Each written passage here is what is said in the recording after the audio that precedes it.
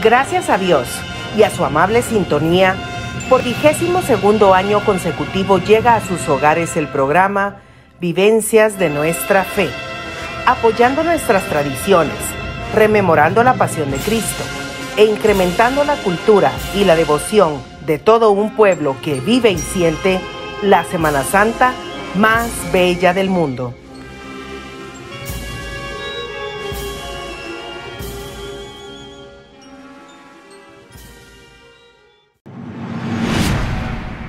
Buenas noches, amigos del programa Vivencias de Nuestra Fe. Sean todos ustedes bienvenidos a una edición más de su programa cuaresmal. Agradecemos a todas las personas que noche a noche nos siguen y reportan su transmisión por medio de las redes sociales y el WhatsApp de la radio. Esta noche contamos con la grata presencia del doctor Fernando Urquizu, con quien trataremos temas muy interesantes como lo son los relacionados a las prohibiciones de las procesiones en la historia de Guatemala. Y para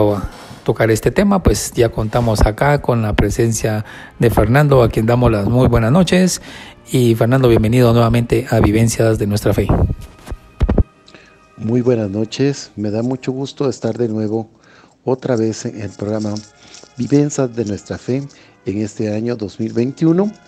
cuando de nuevo nos volvemos a encontrar en este punto de la Radio Estrella,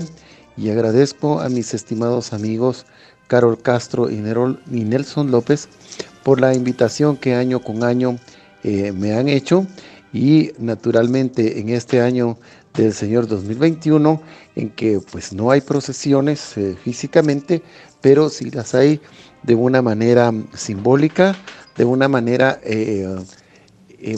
apropiada a lo que es la reproducción mecánica de los imaginarios, en los cuales pues no es necesario que realicemos una aglomeración, sino que cada uno desde nosotros, desde nuestros hogares, desde los frentes de nuestras casas,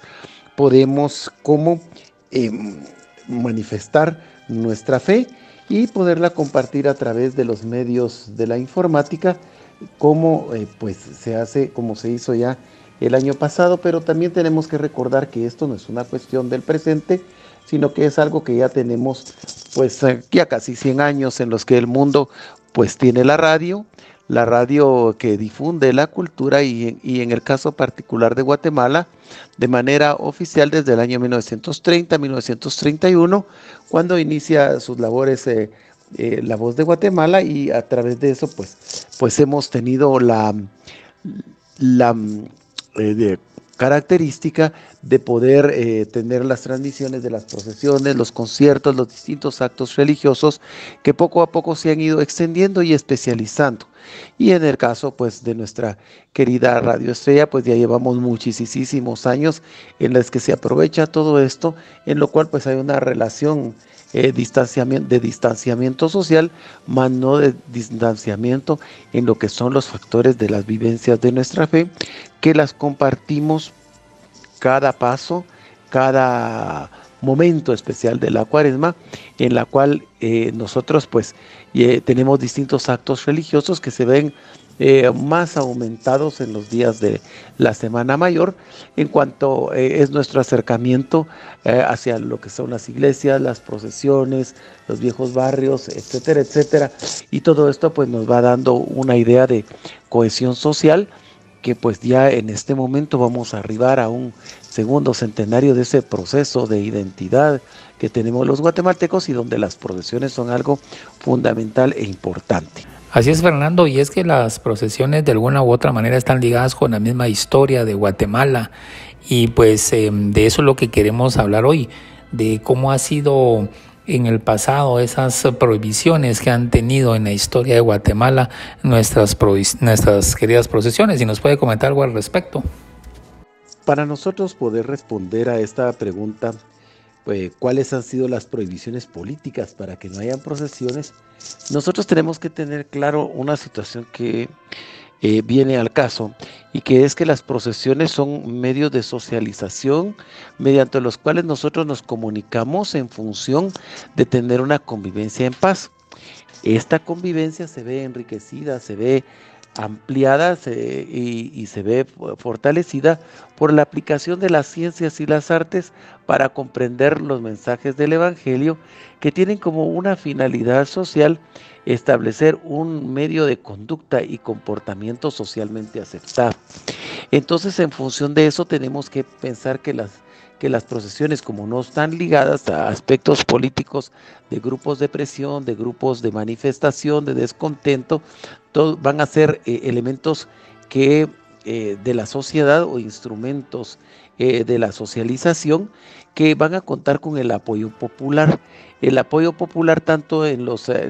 puede ser en los oficios internos que en los oficios externos, y van a contar con una gran dosis de entusiasmo. Un gran entusiasmo que va a ser puesto de manifiesto por el apoyo a los sacerdotes de lo que se llama la organización institucional de la Iglesia de los brazos laicos, es decir, las cofradías, las hermandades, las asociaciones, que van a contar también dentro de su organización y su imaginario con las llamadas imágenes milagrosas, y un espacio que va a ser el espacio de la capilla, que es el espacio físico en el cual se desenvuelven o se depositan estas imágenes. Originalmente todos estos espacios eran útiles para los enterramientos, las exequias fúnebres, y las exequias de difunto, las rogativas más allá de la muerte, lo cual ha hecho que las imágenes cobren vigencia. Naturalmente, pues todo esto ha cambiado, y ha cambiado también el imaginario también del sentido de pedirle a Dios por las almas de las personas que ya se fueron. Y entonces, en función de esto, también tenemos que entender otras situaciones muy importantes, especialmente en las manifestaciones de la Cuaresma y Semana Santa, consistente en lo que se llama la práctica de la penitencia. La penitencia tiene que ser entendida como un ejercicio físico y espiritual que se hacía en tiempos de la colonia, y para acercarnos más a Dios por medio de lo que se llaman las mortificaciones, es decir, azotes, es decir, práctica de estar de rodillas muchas horas, portar, estar con las manos atadas, estigmatizarse, portar coronas de espinas. Era una práctica muy común en el pasado, pero no va a ser por un fanatismo religioso, sino que más bien va a ser un acercamiento físico al sufrimiento de nuestro Señor. En eso debe ser entendido esto. Pero esto a la vez también no pensemos que nació de la nada, y en Guatemala tampoco fue traído solo por los españoles, sino ese sentido de penitencia ya lo tenían muy acercado, muy acendrado las culturas prehispánicas de nuestros pueblos ancestrales, que al tener un punto de encuentro con este sentido de la penitencia española, pues hicieron un clic e hicieron esa eclosión artística que representa la Semana Santa actual de Guatemala, en la cual pues se hacían monumentales altares en honor por ejemplo, al Redentor cautivo, en honor a la coronación de espinas de nuestro Señor, al Señor de la flagelación, al Señor de la buena muerte, a Jesús buscando sus vestiduras después de ser azotado, es decir, a Jesús Nazareno.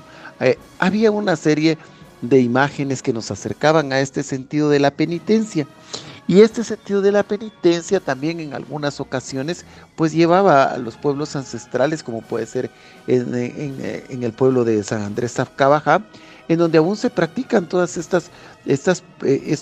penitencias con un sentido de acercamiento directo al sufrimiento de Cristo. Esto no es nada extraño, no es nada contemporáneo, sino son prácticas que se han venido realizando. En algunas ocasiones, por ejemplo, el fraile dominico Tomás Gage nos revela en el siglo XVII que algunas veces los sacerdotes prohibían estas manifestaciones, ante todo en los pueblos ancestrales que ellos administraban, porque las disciplinas, así le llaman, o las prácticas de penitencia, nuestros pueblos las entendían por una cuestión que a veces era extremadamente exacerbada, razón por la cual en algunas ocasiones se prohibieron. Naturalmente, porque a veces la gente se mortificaba y se desangraba porque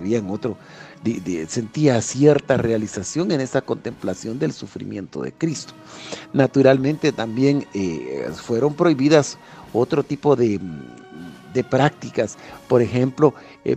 como que otra persona hiciese la penitencia de otra persona. Eso es imposible, porque la penitencia es un capital simbólico que yo puedo pedirle a Jesús por mi vida, por los demás, pero tampoco es una cuestión que yo pueda pagar a los demás por realizar esa penitencia. Eso es algo totalmente fuera del lugar y totalmente prohibido. Siguiendo toda esta serie de interpretaciones, debemos también tener en cuenta otras prohibiciones, como por ejemplo las que nos devela el investigador Mario Vico Calderón, cuando nos afirma que algunas prohibiciones políticas, por ejemplo, hubieron cuando había problemas entre la Iglesia y el Estado. Por ejemplo, en el año de 1700, cuando vino un visitador de apellido Gómez de la Madrid. Esta persona pues vino a amenazar, a hacer algún tipo de escándalo en el cual se apoyó de las autoridades locales, por lo que el obispo en el año de 1700 simplemente prohibió las procesiones y que estuvieran cerradas las iglesias. El pueblo en realidad estuvo muy triste, pero acató todas las disposiciones de las autoridades para evitar precisamente que en las iglesias y que en sus procesiones se hiciera cualquier tipo de escándalo. Naturalmente, otros años no se han realizado procesiones, porque han habido serios problemas de carácter fuera del alcance del ser humano. Por ejemplo, las catástrofes naturales, como pueden ser los terremotos del año 1717, determinaron que un año posterior no hubiesen procesiones. Por ejemplo, en el año de 1773 hubo otro terremoto, el día de Santa Marta, y naturalmente al año siguiente tampoco hubieron procesiones porque la ciudad estaba en ruinas. Ahí que hay otras formas también por las cuales no exactamente de prohibiciones, sino en este caso lo que podríamos decir es el afrontamiento de catástrofes naturales. Estas catástrofes también se han extendido a otro tipo. Por ejemplo, en el año de 1804 nos dice que ese año, cuando iba a salir la procesión de Jesús de la Merced, pues había mucha lluvia y una lluvia muy torrencial y no se quitó, razón por la cual se suspendió la procesión. Entonces ahí hay otro tipo no de prohibición, sino de no realización. Yo recuerdo que hace algunos años también la procesión de Jesús Nazareno del Consuelo, pues hubo de regresar un poco más adelantada, porque simplemente cayó una lluvia terrible que no permitió el desarrollo completo de la procesión.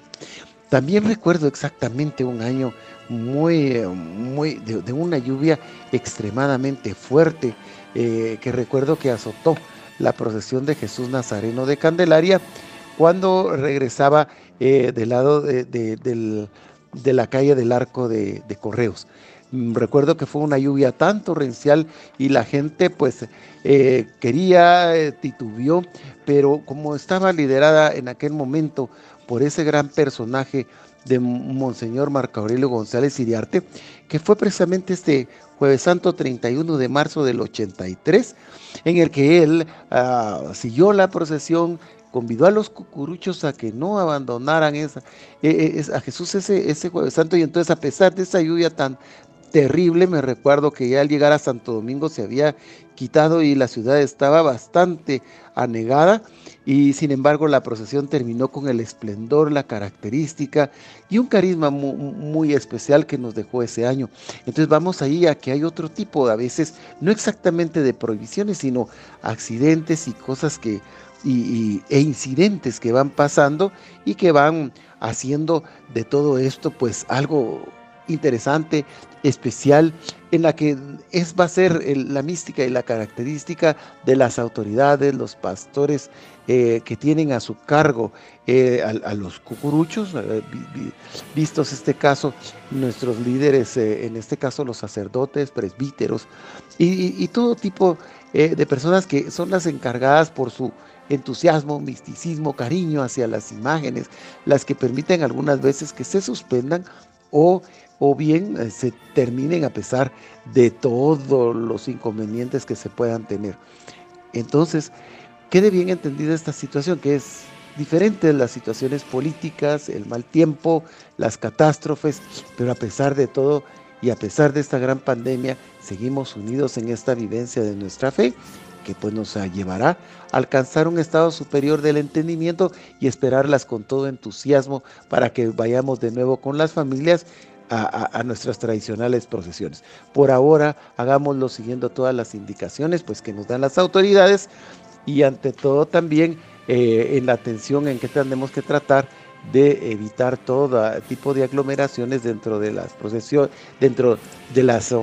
iglesias, cuando se realicen aún estas procesiones de carácter interno. Recordemos que todo esto tiene que ser con todas las medidas de seguridad y con todas las medidas que nos lleguen a establecer el distanciamiento social y el respeto hacia el derecho de las demás personas. Entonces, entendidas estas situaciones, debemos de prepararnos para otra vivencia de nuestra fe, eso quizás de una manera diferente y que después recordaremos en la historia con mucho cariño y recordaremos cuando estemos juntos otra vez esperando estos tradicionales desfiles sacros. Este año algunas hermandades y asociaciones han tomado la decisión de poder llevar a cabo a la feligresía actividades que se han realizado a puerta cerrada o con muy poca afluencia de fieles. Me refiero a conciertos de marchas, procesiones intramuros, velaciones, altares de velación que anteriormente pues eran muy concurridos. Hoy por hoy, por medio de redes sociales y medios digitales, pues es fácil poder participar en ellas. Pero en estos tiempos de las prohibiciones que usted nos comenta, pues obviamente no había ese tipo de tecnologías. ¿Qué hicieron las hermandades de pasión? ¿Se sabe algo de ello en la historia de Guatemala? ¿Cómo hicieron frente a la adversidad en esos años? En cuanto a las prohibiciones que hemos tenido acerca de las procesiones en referentes concretamente al caso de pandemias, no hemos tenido, porque recordemos que todo lo que es los descubrimientos, por ejemplo, acerca de la existencia de los microbios, bacterias, todo esto es un producto de desarrollo de la ilustración, propiamente del siglo XIX y más de los virus, etcétera, etcétera. Ya es un descubrimiento o una investigación ya propiamente científica del siglo XX. Entonces, en función de esto, tenemos que comprender que, ante todo en el periodo de la dominación española, las procesiones van a ser vistas como elementos de cohesión social que van a luchar contra las enfermedades. A más penitencia, menos enfermedad. Actualmente nosotros tenemos muy claro de que las enfermedades son especialmente por contagios y por contagios que se hacen del contacto directo de las personas, no necesariamente en el aire, sino por medio de fluidos, por medio de contacto físico, y tenemos muy claras otro tipo de situaciones a la luz de la ciencia. Y en este sentido también tenemos que tener muy claro que todo este desarrollo también es un producto del entendimiento y la luz divina con la que contamos los seres humanos. Aunque seamos producto de la materia altamente desarrollada, como bien lo pinta los grandes artistas del Renacimiento, ese toque mágico que se llama la divinidad o que se llama la diferencia entre el bien y el mal, nos ha llevado hasta este estado superior del entendimiento. Y naturalmente nosotros sabemos que para que la sociedad esté bien, tenemos que tener en cuenta que el ser social determina la conciencia social como base del materialismo. Pero ese mismo ser social actualmente se puede llevar a cabo o se lleva a cabo este proceso de socialización por medio de la informática y el distanciamiento social. Entonces, teniendo estos elementos totalmente claros de la sociedad, nuestras procesiones, nuestras tradiciones, nuestras costumbres no están afectadas, sino nada más están en un compás en que tenemos que acoplarnos a una situación totalmente diferente. Que la imagen no vaya a pasar físicamente en nuestros hogares no impide que nosotros realicemos nuestras oraciones en tiempo y espacio. Que nuestras procesiones no vayan a pasar por el frente de nuestras casas no significa que no vayamos a adornar el frente de nuestras casas. Que no vaya a realizarse tal o cual acto religioso, esto no implica que nosotros no pongamos las banderas de nuestras hermandades, de nuestras asociaciones en nuestros barrios y tengamos una vivencia de nuestra fe un poco diferente, pero no por eso va de dejar de ser una vivencia con la fe y la profundidad de los sentimientos de los guatemaltecos y del cariño a las imágenes de cada uno de nuestros barrios, de cada una de nuestras comunidades, para que sigamos unidos en esta fe mientras esperamos se recupere toda vez el control de esta situación, hasta que volvamos otra vez de la mano de nuestros parientes, de una nueva generación, y podamos recordar todos estos años que nos van a dejar un gran aprendizaje, nos van a dejar una nueva forma de comportarnos y una nueva actitud de más comprensión a nuestros semejantes, a los cuales debemos ayudar. Debemos de compartir lo poco o lo mucho que tengamos para que nuevamente tengamos estas vivencias de nuestra fe totalmente diferentes, que no es necesario que estemos todos en un mismo recinto, que estemos en una misma calle, pero sí unidos en la fe y en la esperanza en un futuro mejor. Qué interesante conocer todos estos aspectos de la Cuaresma y la Semana Santa en tiempos de prohibiciones. ¿Y qué nos puede comentar sobre qué pasó después de que se levantaran estas prohibiciones? Porque de alguna manera fueron por algún periodo de tiempo, como usted nos lo ha comentado. Pero ¿qué pasó después de estas prohibiciones? ¿Qué se sabe? ¿Qué documentos hay que nos hablen al respecto? ¿El fervor de los fieles aumentó? ¿Cómo fue la Cuaresma y la Semana Santa después de esto? ¿Qué nos puede decir? Cuando las prohibiciones que se han dado anteriormente, o las catástrofes, o bien el mal tiempo, esto no ha implicado en ninguna manera, han sido una amenaza para el desarrollo de las tradicionales procesiones de Guatemala. Pensemos nosotros que las 3 grandes procesiones de Guatemala, como pueden ser la Merced, la de Candelaria y la del Señor Sepultado de Santo Domingo, o la del Santo Entierro de Santo Domingo, pues son procesiones que ya son de finales de la penúltima década del siglo XVI y han perdurado de manera consecutiva hasta nuestros días. Esto no implica que, por ejemplo, no se haya acatado esa prohibición explícita de las autoridades de 1700. Eso no implica que se hayan suspendido por lluvia. Eso no implica que las imágenes no hayan sido colapsadas por los terremotos y que hayan sido dañadas y que hayan sido restauradas y que se hayan dilatado 1 o 2 años, porque antes esto era un proceso mucho más lento que el de ahora, y vueltas otra vez al culto. Tenemos que pensar que las tradiciones, el hombre mismo se regenera a través de la fe, a través de la espiritualidad. Y entonces nosotros tenemos que pensar en seguir unidos en todo el entusiasmo mientras esperamos un cambio de la situación. Pero para que ese cambio llegue, tenemos desde hoy que comenzar a pensar no solo en el boato del culto, no solo en las marchas fúnebres, no solo en el esplendor de una procesión. Sí, tenemos que pensar que la vivencia de nuestra fe va a comenzar en el momento en que los que tenemos pues tantos pares de zapatos podamos compartirlos con el prójimo. Quienes no tenemos trabajo podamos darle un pan al que no lo tiene. Ahí es donde comienza a compartir esta vivencia y estas situaciones de Cuaresma y Semana Santa que nos van a hacer cambiar, en el sentido de que si tenemos nosotros tantas camisas y podemos agradar a las demás personas con compartir con ellas, es más que suficiente. Y las personas, muchos no podremos tener bienes materiales, pero con el hecho que le pongamos atención a las demás personas, es algo mucho más simple. Con el hecho que en el automóvil dejemos pasar a esas personas imprudentes que se le tiran a uno en el tráfico, con que dejemos nosotros de responderle a las gentes que nos lanzan improperios y groserías sin ninguna situación, con el hecho de que podamos nosotros pedir una disculpa y un perdón antes, estaremos contribuyendo a que estas vivencias de nuestra fe sean totalmente diferentes y que seamos unos mejores seres humanos, en la medida que no estemos haciendo chismes, levantando falsos testimonios, metiéndonos en problemas. Solo ahí estaremos ya cumpliendo ya con más de alguna penitencia. muchas veces quizás no llevemos a cabo una gran caminata, no vamos a cansarnos,